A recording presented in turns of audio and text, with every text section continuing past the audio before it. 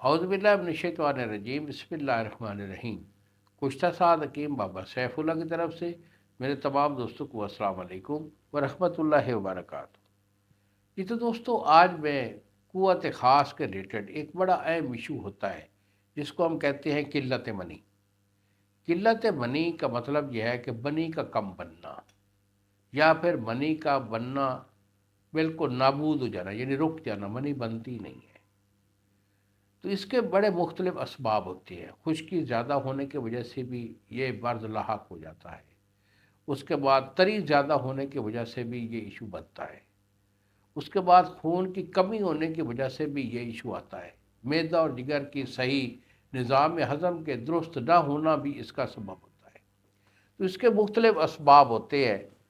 तो हकीम को ये चाहिए कि वो इसका सबब तलाश करे, क्योंकि तिब में इलाज जो है वो मर्ज़ का नहीं होता बल्कि सबब का हुआ करता है।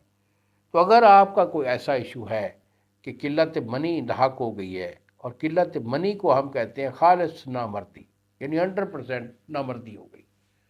ये नामर्दी का इलाज बहुत कम हुक्मा जानते हैं और करते हैं। अगर आपका कोई ऐसा इशू है भाई, तो कोई बड़ी बात नहीं, मुझे फ़ोन कॉल करें।